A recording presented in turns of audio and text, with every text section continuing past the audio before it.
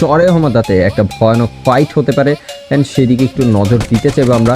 Right now দর্শক চলে এসেছি ঢাকা এক্সি স্পোর্টসের কাছে and look at that Nabil top, ও হো টপ, চমৎকার নকডাউন, এলিমিনেশন পয়েন্টও সিকিউর করে ফেলেছেন অ্যান্ড বলতে বলতে দুটি এলিমিনেশন পয়েন্ট তাদের কাছে চলে এসেছে অ্যান্ড এইখানে ক্লোজিং করে ফেলেছে iconic sports and direct attack করতে যাচ্ছে তিনজন প্লেয়ার মিলে।